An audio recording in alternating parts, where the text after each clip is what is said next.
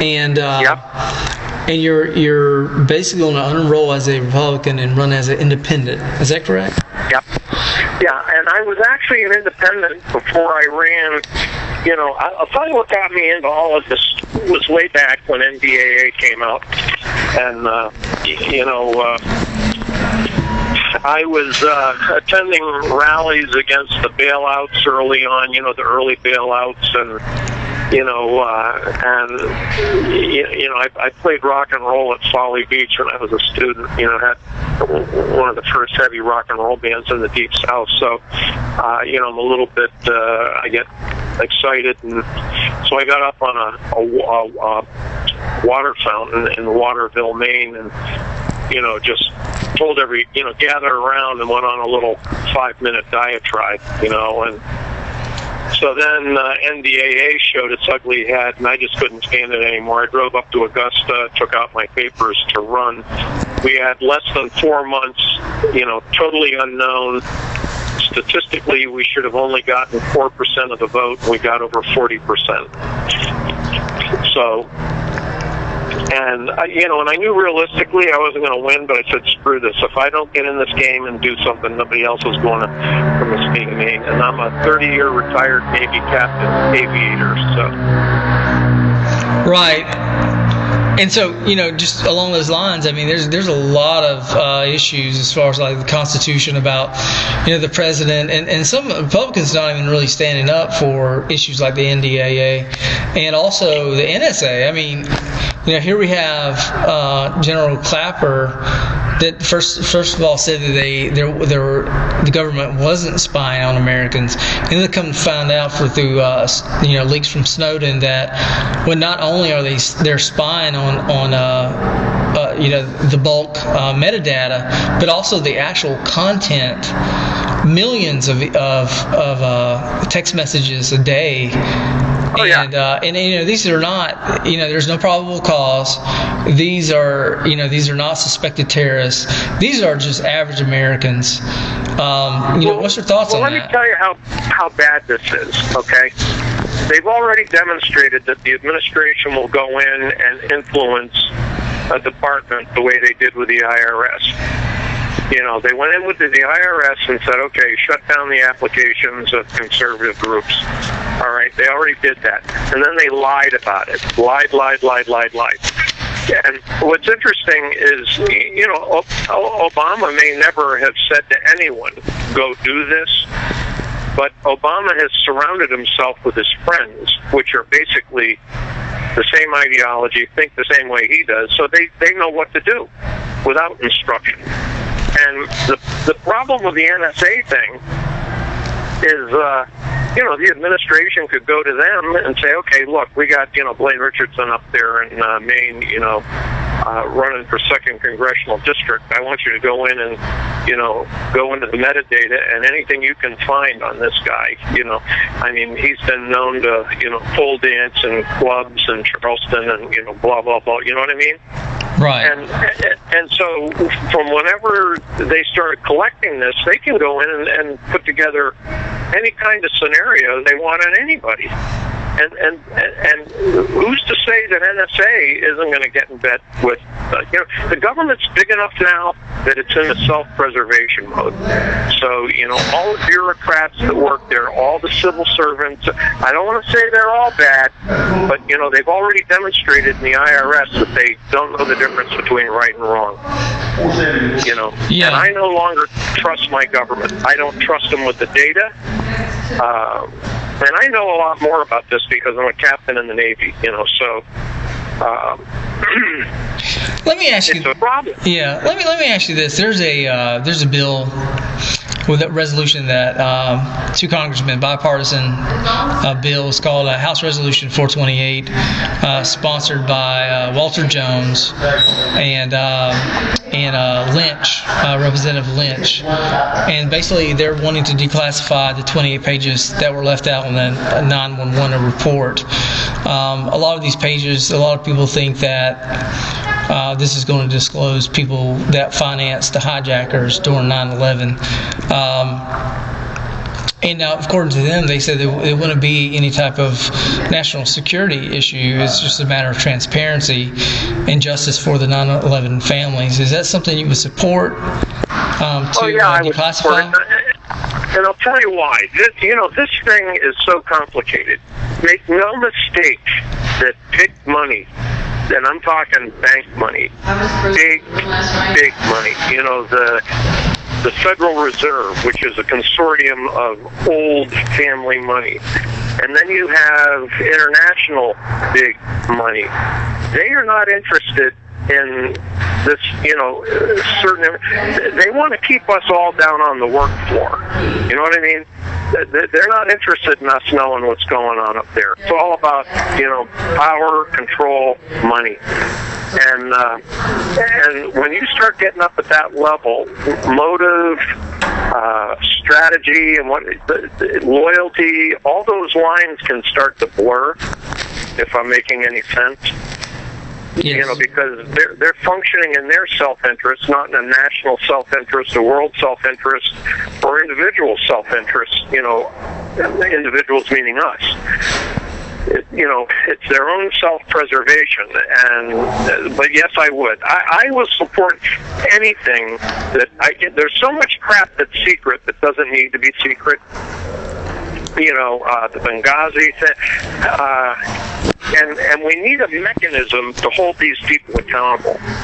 Right. This is why I'm going independent. Neither party is effective at all at checking, the constitutional abuse that we see this president, doing. A fellow from South Carolina, one of your representatives, is working on sponsoring a bill and getting signatories that, control this, executive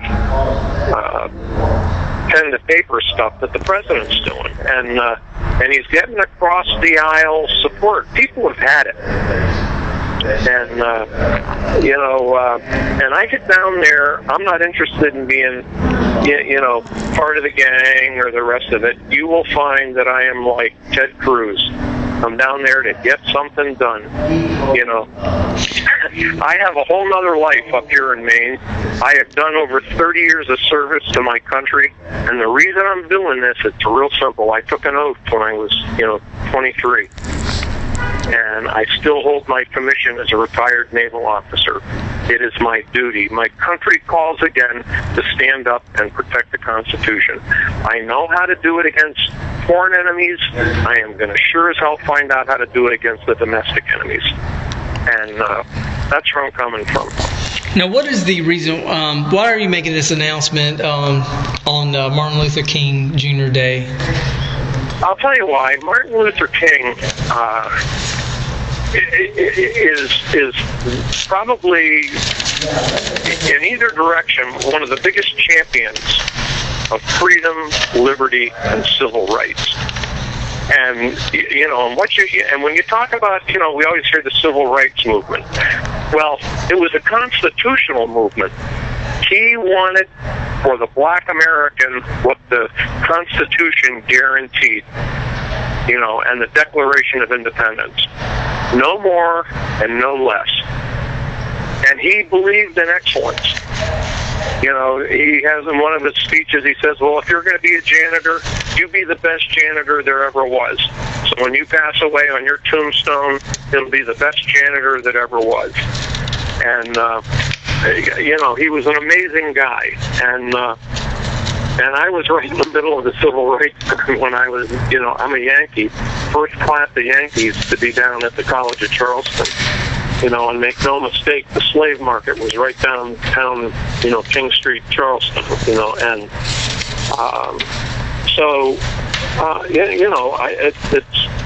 it's a good way to remember him. And I'm a champion of freedom. That's what I did for 30 years.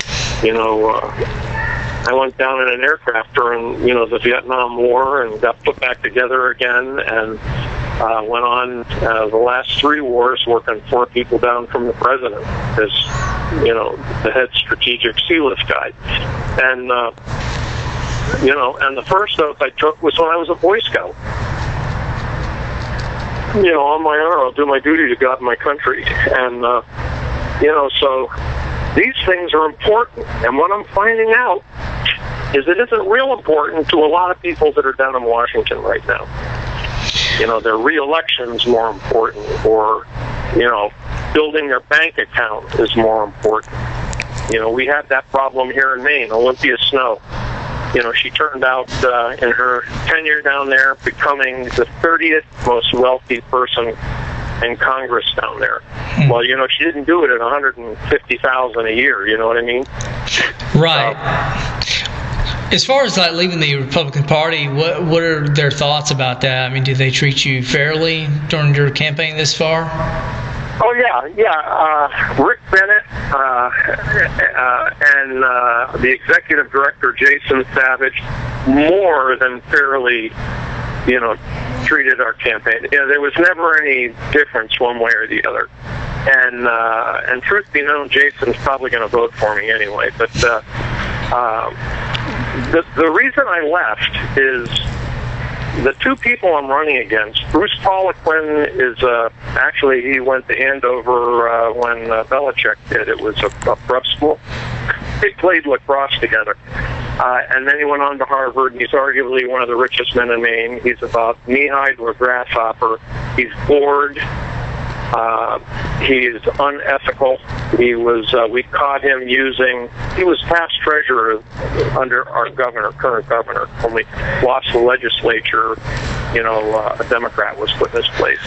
But while he was treasurer, he built a huge email database and sent out a biweekly newsletter. Well, son of a gun, a year after he's out of there, he's still using his Maine.gov site for his campaign. I mean, if I used a copy machine and did one copy for myself in the Navy, I could be court-martialed. And, so here's $1 million. So what's he going to do when nobody's looking down in Washington? And the other guy I'm running primary, he's chosen by the RNC. His name is Kevin Ray. Fine gentleman, wonderful guy, but he's a rhino like Olympia Snow. He was her chief of staff for a long time, and he's a 20-year political science, not working politician, and wants to reach across the aisle. Wants to fix Obamacare. He isn't too uptight about having federal gun registration. He's part of the privileged political class, and he is funded by Olympia Snow, who has millions. And he's the chosen darling of Karl Rove. So, when I'm looking at this, being a Navy pilot, I said, I've got to adjust my strategy here. I can't be effective if I don't get elected and get down there. So I need to get on the ballot. And I don't like where, this last bill that we did that sort of defunded a lot of the veteran stuff. Yeah, tell me about that. It was a $1.1 trillion spending bill, but it basically cut a lot of the pension benefits from the veterans. Yeah. What do you think about that? It's terribly disturbing. The promise this country makes to men and women that volunteer to do the country's bidding, the promise the country makes is we will take care of what's left of you when you come back. And, and you're not getting rich as an officer or an enlisted person while you're in the military. You work unbelievable hours, and you make, incredible sacrifice. And as a Navy pilot or officers of the line, you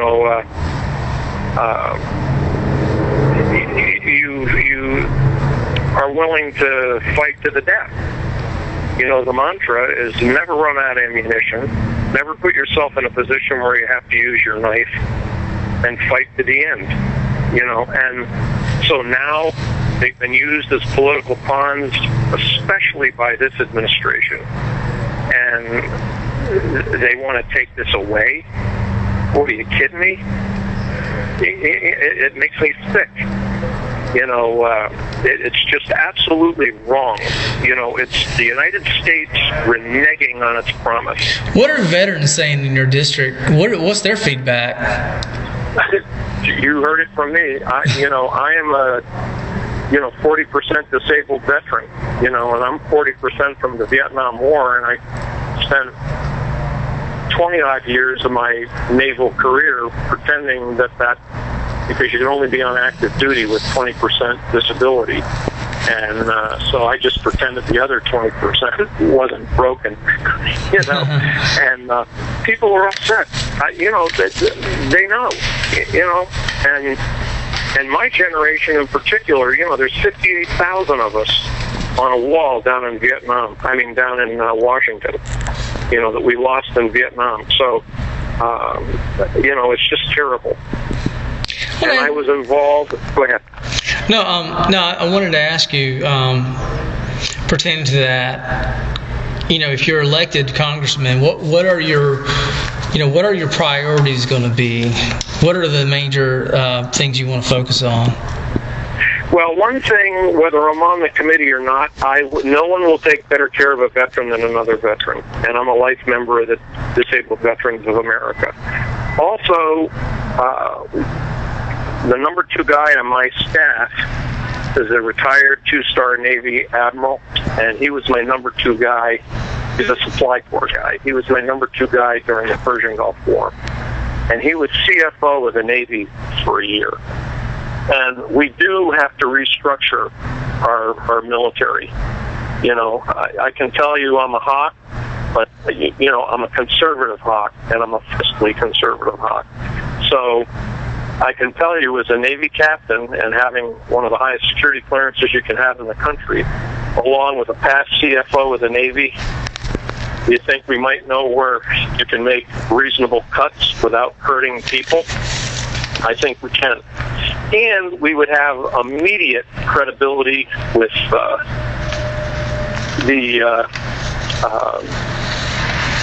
chairman of the Joint Chiefs and the rest of that. So, and I've met some of not these people, but the people that I've met and briefed. They're gone now, but I have functioned in that arena.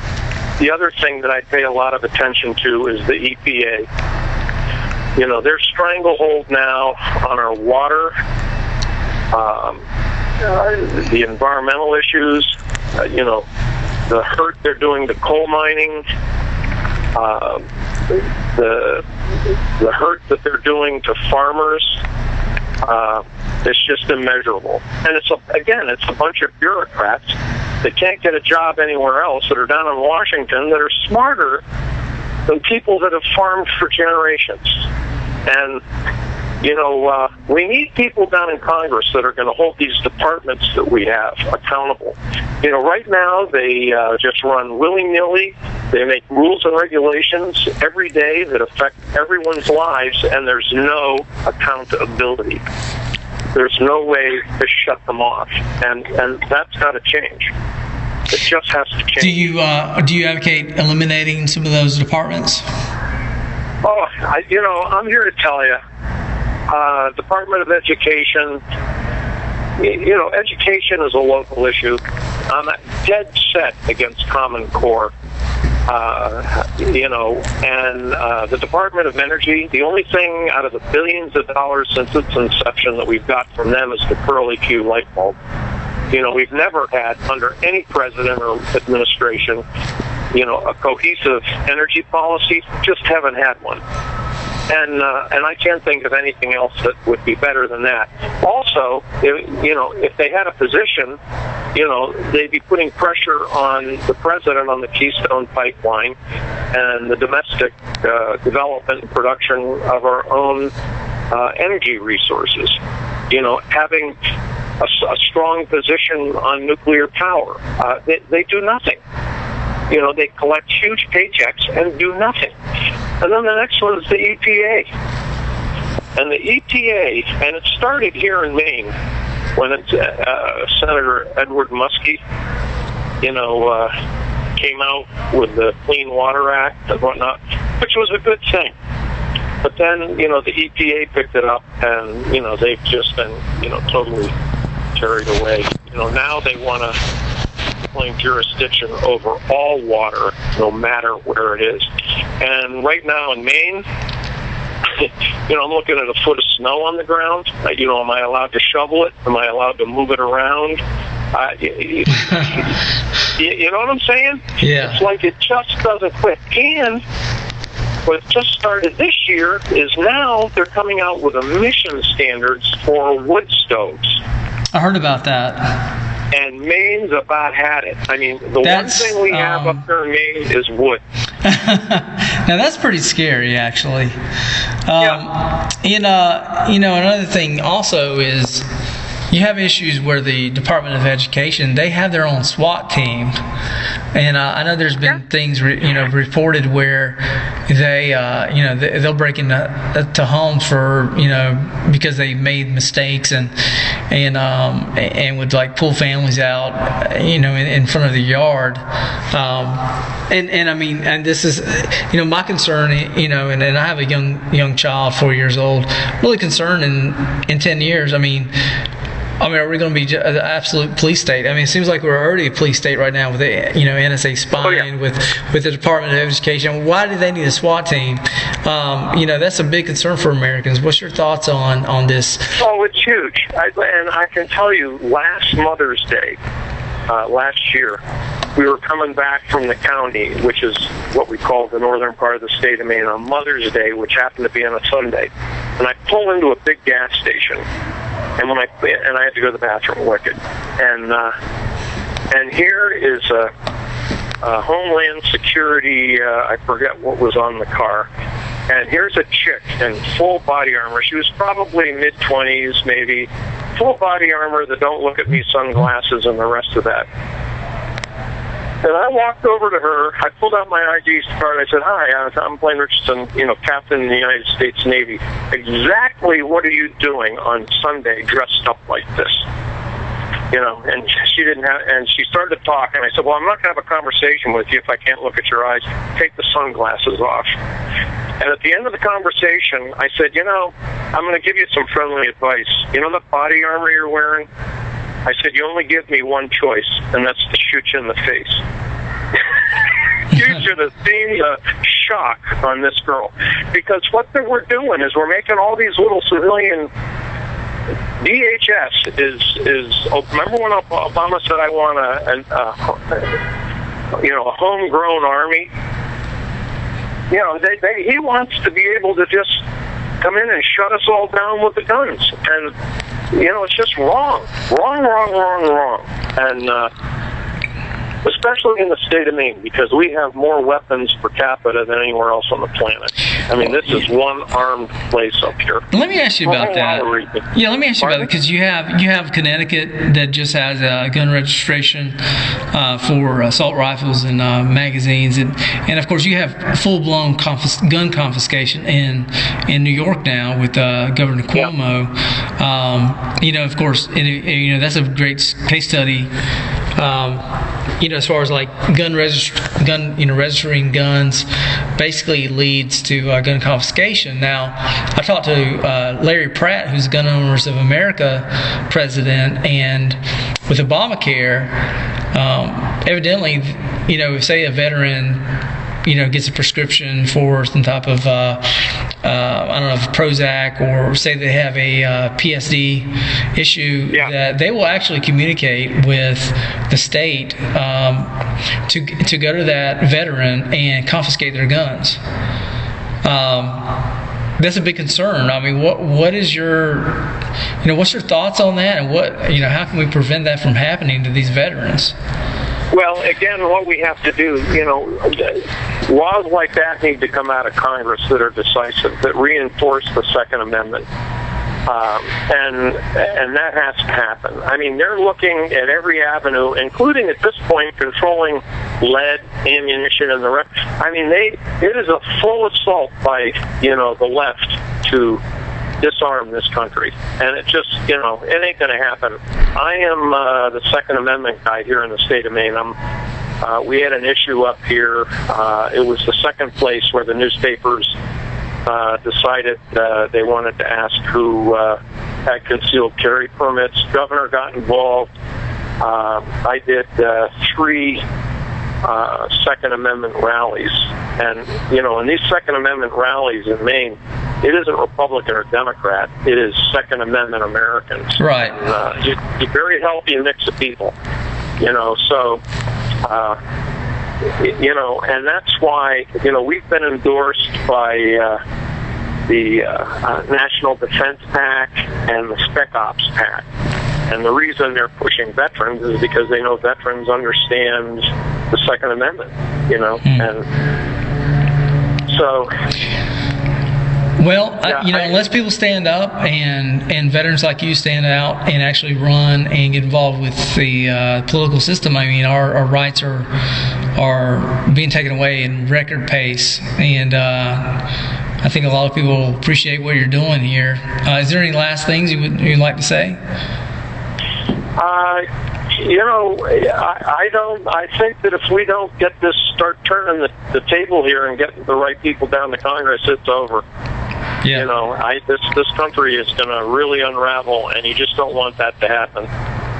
And we just can't go that way. And we need to get back to the Constitution is a wonderful document, and it gives everybody, it levels and equals the playing field.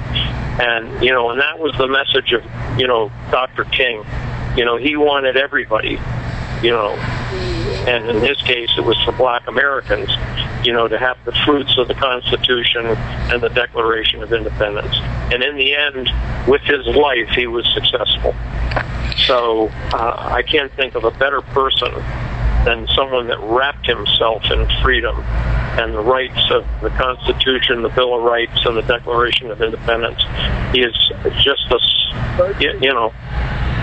sterling example of what can come down from the mountain. And and I'm humbled to be able to do it on a day that we remember such a man. And then the other thing is we need to do fundraising big time. It's just our Twitter and everything. Our hits are up in the millions.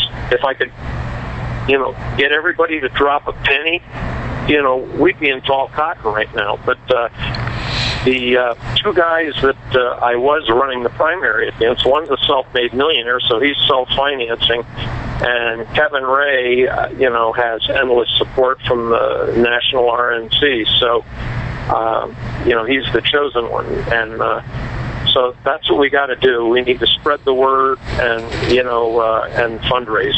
And how can people find out more information?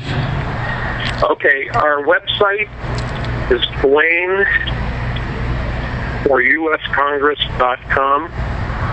That's BLAINEFOR, uscongress.com. And we're on Facebook, we're on Twitter, and we are probably the first candidate in the country to have an app that you can, a free app on Google Plus. Okay. To follow the campaign. So. Well, great. That's been taken off. So. Well, great. That sounds great, and I'm sure Ben Swan followers will definitely look you up, and as well as other. Really, it's the grassroots that's really going to take the country back. Yes, and that's what we got to do. And the grassroots aren't necessarily rich and wealthy, and and it's funny. The press up here. Well, what are you going to do? I said, what? I don't care if we got to rub sticks together, to get going. We're going to do it. I said, the Lord will give us enough to get to where we got to go, and that's what we're doing. And what I'm finding out is these other guys are spending tens of thousands of dollars on consultants and the rest of this. We're doing it with people that have the fight in their heart, and I'm looking forward. I'll see Ben. We're going to go down to the Liberty Convention in Nashville, New Hampshire, so in February. So we'll see him there. And I saw him last summer. He was up here in Maine, so he's met me. Well, that's great. Well, thank you for being a Liberty candidate. Okay, thank you. All right. Take care. Bye.